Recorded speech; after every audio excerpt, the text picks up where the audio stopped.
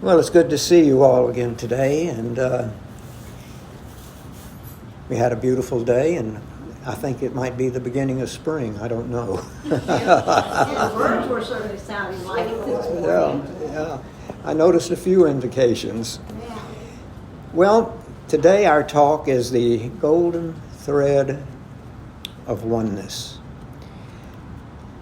To remind ourselves and try to get into that consciousness that we were created in the beginning. That in the scripture, the Hebrew word for Adam in the very first paragraph was Adamu. And that wasn't a person, it means the people, the spirits. So we were all there in the beginning with God. And there's another way that they said it beautiful. How did God create? That he sang everything into creation with music. So we're talking about a vibration. And at that period of time, we as spirits, individual souls, walked and talked. We were fully consciousness of being one with God and participating in creation. At that point in time, we helped to create everything in creation through the different dimensions and into this dimension. We were helping. But as we moved around in our creations, we began to really individualize ourselves. And that was the beginning of a fall in consciousness to the point where I'm not going to create with you because I don't like what you're creating. I'm going to go create my thing over there. So what we have in the Holy Scripture, in Genesis, the very beginning, was a story of creation, our beginning, and then the fall in consciousness. And I heard it said that various philosophers and theologians believe that to be individual, God knew, the creative force of the universe knew that we would go out and do our thing on our own, that we would so-called fall. That's how we begin to really know ourselves.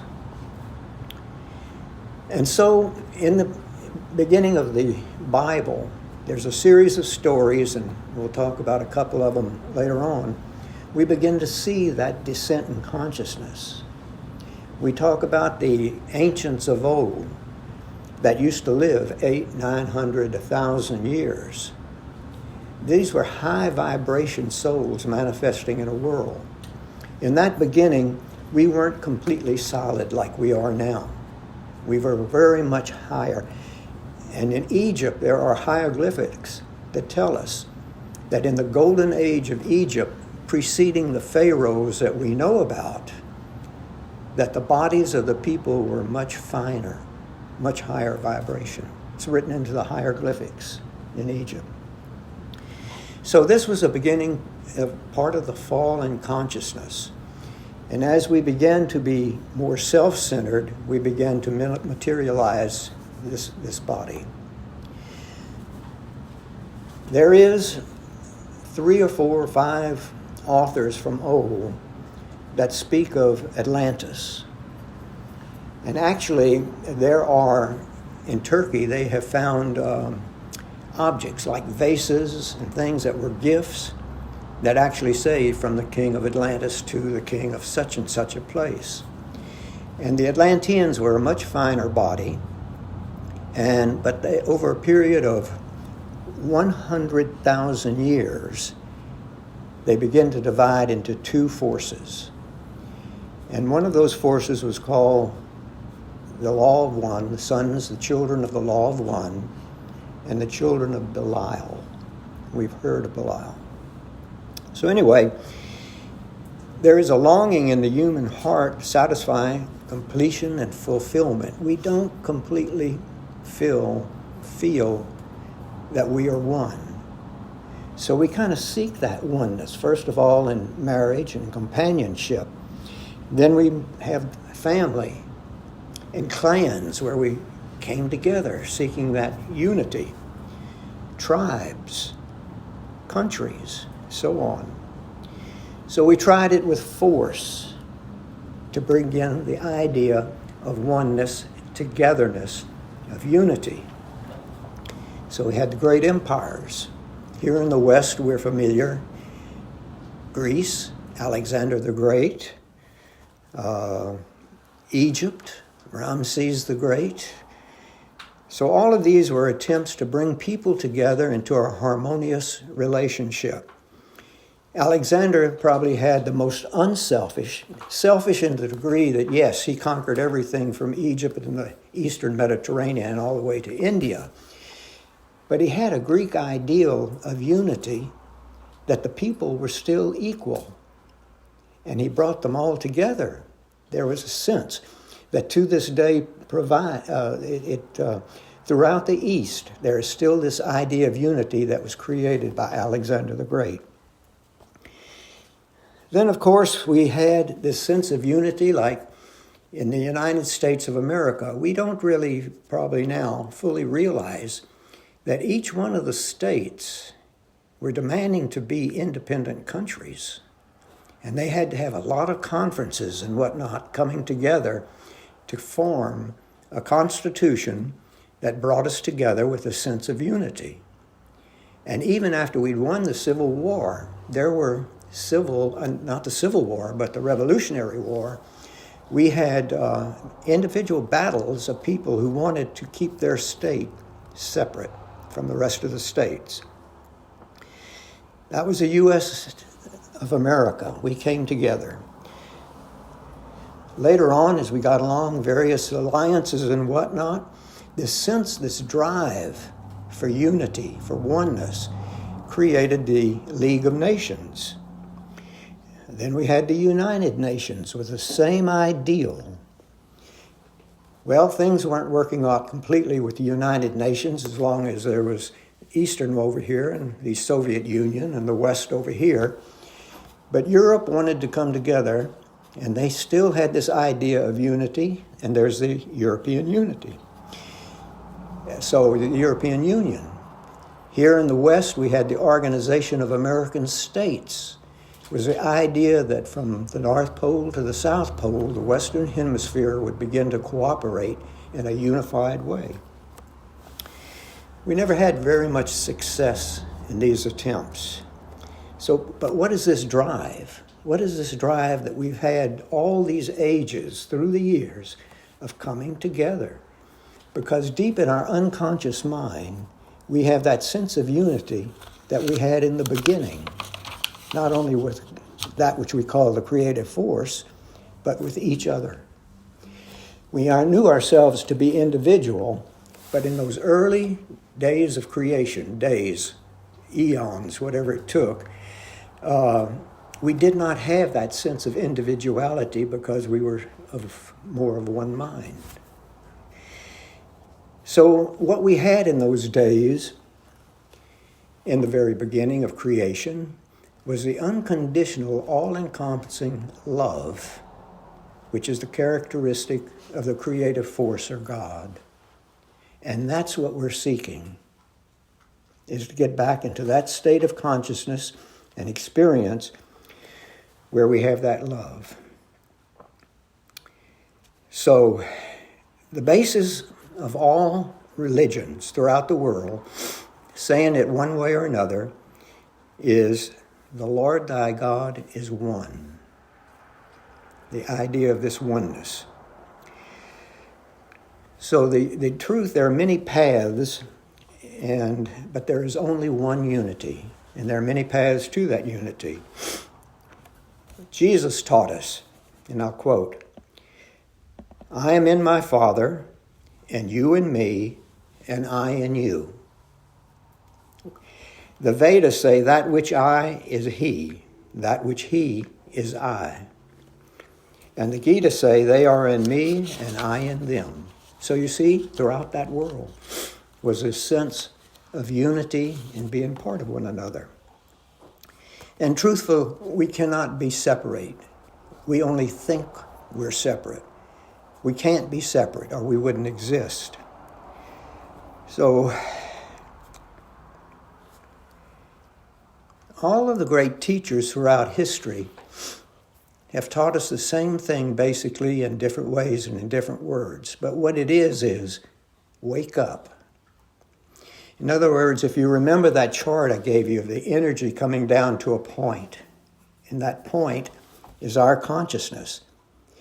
But the truth of the matter is, we are spiritual beings with a mind. And that mind, at the very top, the superconscious, the superego, is together with everybody else in creation and with the creative force itself. And that's where we've got to open ourselves back up to the greater part of our mind. It's all there. It's within us. And so what the sages tell us is, wake up. But there's been a thread throughout of human history about this sense of oneness and of unity. Atlantis, so we're told, and it's this part of Atlantis, which scientists tell us probably is a myth, and yet you see the word Atlantis written in many ancient texts around the Mediterranean. But the Atlantis began the separation of the souls. There were those that sought the unity, the ideal of companionship and working together, and they were known as the sons of the law of one. Now the opposite of that were those that were purely selfish, individual, and they were known as the sons of Belial. So these two forces were in contention beginning in Atlantis. The golden thread that was called the children of the law of one, followed through all of these subsequent experiences in the Western world around the Mediterranean. We're more familiar with the ones that we see basically that's been given to us in the Jewish Testament. So we're talking about Enoch, we're talking about Hermes, we're talking about Melchizedek. So we look at them as individuals because each one of them had something to say. Throughout this period of time, there was one spirit, one soul, that sought to bring everybody together. We don't really know what the name of that soul is. We know what the consciousness is, but not who that particular soul was. So what I'm going to suggest to you, and it's worth studying and looking into, that was the soul that manifested as Jesus of Nazareth. So in the beginning, that soul represented by the name Emilius. And from there, we went into Enoch, Hermes, Melchizedek, Zen, right on down through all the great philosophies in the Western world that taught unity. But we're also seeing the descent in consciousness in the way of Enoch. What did they say about Enoch? Enoch was called, the trend that we see was called the Son of Man. It's listed in the Bible. That's what Jesus was called. Hermes was the great architect that helped build the pyramid.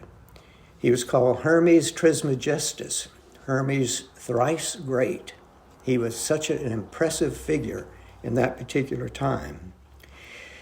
Hermes and the early Christians, in the writings that we have about 200 AD, was referred to as the Logo, the Word. So you begin to see the thread and the trend between these people over a period of thousands of years that were trying to keep the thread of unity and oneness for us. And we have Melchizedek. Melchizedek is referred to by St. Paul, the King of Righteousness, King of Salem, King of Peace. So again, you see these references are the same references that we call Jesus by. So what about Melchizedek? He again represents that descent into the physical world, a consciousness, but was still connected to the high self. He was known as, he had no father or mother. He was called without days or years, was not born, did not die.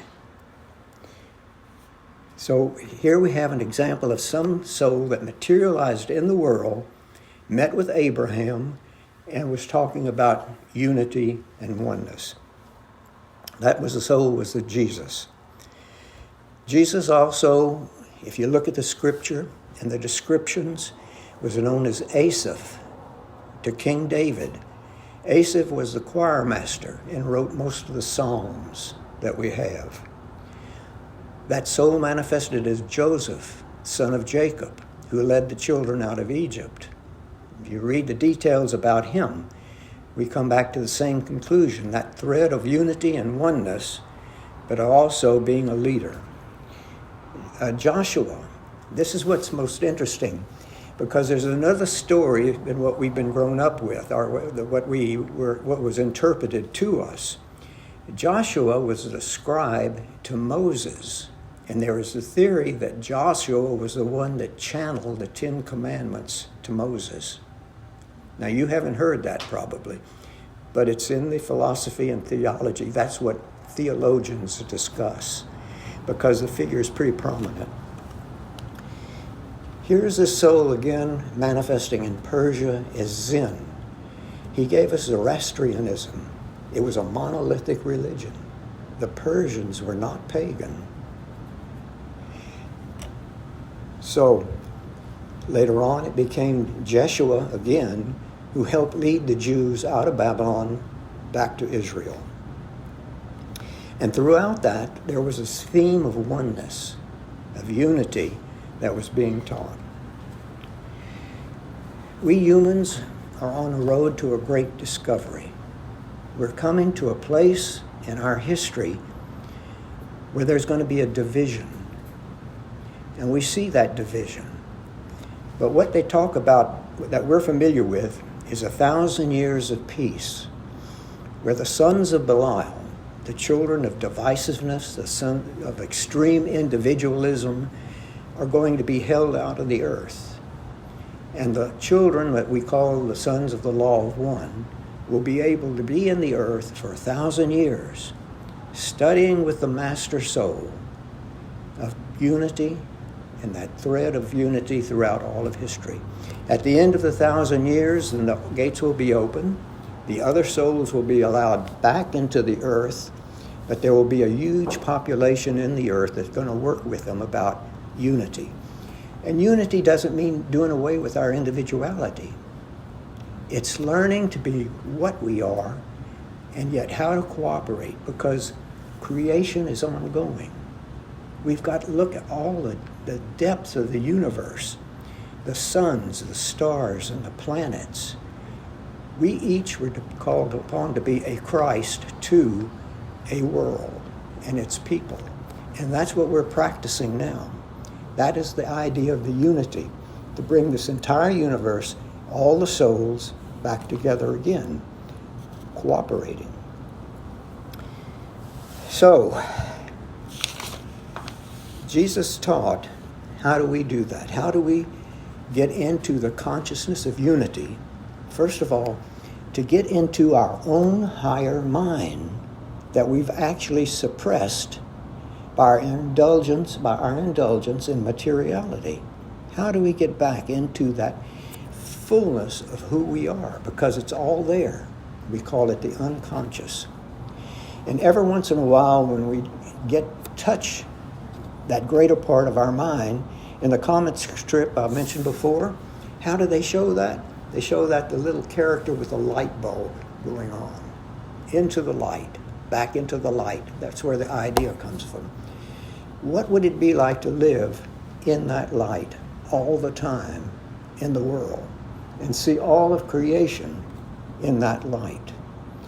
To look at a tree and see the life force that manifests in a tree, the energy, the vibration around people. It would change the entire outlook on life if we could see that energy field and see that it's all one. How do we do that? We do that through what we call meditation. And that is not complicated. What it means is whatever you're doing during the day, that somewhere in your mind you can completely be there working, doing something, and yet in your mind, step back for a moment in the quiet and never miss a beat. The next big step is wherever you are sometime during the day, to step back into a quiet place and stay in there for a few moments. To be able to shut down the very active mind and get into the silence. My technique for doing that is breath work. I don't have to go sit down formally, have laying my feet together and all that, and sitting up erect and all that work. I can, whatever I'm doing, I can take a deep breath and visualize that breath moving up to my body, to the very top of my head. And when I get to it where I cannot take another breath, for a split second, I'm in the silence. And in that silence, you come the awareness of the greater mind. Ideally, you can set aside 10, 15, 20, 30 minutes a day, sometime during the day, where you will formally go sit into a quiet place and go into the silence, where you get the awareness. In the Western world, there are a couple of reasons why we find that difficult. We're tugged this way and that by all the external influences in the world, first of all. And also we're drawn to where our desires lure us. We have to deal with our own desires. So, first of all, we have to believe that we can do it, and then to begin to practice it. Anybody have any questions at this time, or any comments that you'd like to make? So what I'm pointing out is that we become part of that thread of oneness. And in doing that, joining in with people of like mind, it doesn't mean the whole world at this point. Because Jesus said, many are called, but few are chosen. Nobody's up there choosing us. We're choosing ourselves, what consciousness we're going to be in. And that's preparation for that 1,000 years of peace. And we see the divisions very clearly in the world today about the people who are looking for the unity and those who are very materialistic and are not looking for it, very individualistic. So our choice now is, where will we be in the coming world? As far as having that unity of spirit, everybody, the great teachers tell us the same thing. We can do it. Jesus says, you can do what I've done. In other words, Peter asked him, how can I have that mind that's in you?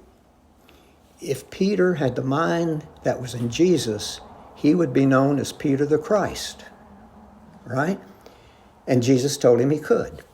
Go in the closet, close the door, and when you're by yourself. Buddha did the same thing. He tried everything in India, all of the Hindu religion, all the cults and everything. He tried asceticism and all the rest of it. But finally he said, I'm going to sit under that tree until I get it by myself. Leave me alone. So each one of us can do that. We can all become Christed, which means to know myself, to be myself, and yet one with the whole. And that's where we're meant to be, and that's where we're going. And all it takes is a few minutes each day to begin to get into that mindset. And we're actually preparing for our future when we do that. So that's basically what I wanted to talk about, the thread of oneness. We're a part of that thread or we're not. And again, many are called, but few are chosen. But it's a self-choosing thing. So anybody like to comment or have any questions you'd like to ask? Well, thank you. Okay. Yeah, no, and I guess it's more prevalent today, right? I mean, we're seeing such division today than I've ever seen or paid attention to in my years. Yeah. And Have I heard something about the choice point? Am I making that up, or I heard that somewhere, that it's time to choose? Maybe I heard it from you or something, that now is the time to choose. Yeah, this is the time of choosing. And the choice is unity and unification. We don't lose, unification, we don't lose our individuality. I still know myself. You will know yourself. But we're going to cooperate on a basis like it's almost unimaginable for building and creating, developing. We'll bring that higher mind with the help, perhaps, of people with us to express our creativity like it's never been expressed before. Brings tears to my eyes. I love it. Thank you. Yeah, it's just Yeah. I sense that so much. Yeah. We don't lose our individuality. And then what really gets exciting, it gets exciting is that we can also help other people realize their individuality too. And we should. We should, if nothing else, pick one person that we can and begin to share the idea of unity and oneness. And it's not a threat. It's when the division comes and the 1,000 years of peace, the souls who will not be in the earth learning Christ consciousness, they'll be someplace else, another dimension. And it will be a dimension of their own creation. Each soul will be in a place of its own creation. Will that be heaven or will that be hell? That's the eternal question. Do you remember the Celestine prophecy books? Yes. Where they said that some people vibrated so, we're all here, but let's just say you two vibrate so high we don't see you. I thought that was really Where precious. did you get that? The Celestine Celestine prophecies. They're a series of books. That's interesting. Yeah, and I wondered though if that's happening today. Yeah, it is. There are experiences to be learned. The planets, the people with astrology are not completely wrong. Each one of the planets represent an energy field and a force. And there are dimensions to that. So in the earth, I'm given to understand, I don't know this from my own experience, but I've given to understand that there are 7 dimensions. The highest will be an earthly style paradise, the very 7th. The lowest dimension is a cutthroat dimension. So we're choosing, as we go into this oneness and this unity, to advance into the dimensions of the earth to the highest dimension, an earthly paradise, and then we will move on to another world and begin to experience the energies that represents in astrology. So you see, life progresses, and each world is a lesson that the souls are learning in creation in order to be co-creators with the creative force and all that is, which is what we're created to be. We're learning to do that. So it's nice to know that you do know that that's what you're learning and where you are. But again, it's not going to be the masses. It'll always be small groups to begin with and grow from there. I think Unity Church certainly has the idea and the ideal. The early Christians did, who met in small groups in different places. The problem with Christianity, if it is a problem, was when the local king became a Christian and ordered 10 million people in his country to become Christians. And all of a sudden, what do you do with 10 million people? You can't meet and organize and teach in small groups. So we began the megalithic churches. And that's how that developed. And if we understand that, we can work with it. Thank you very much. It's good to see you again. And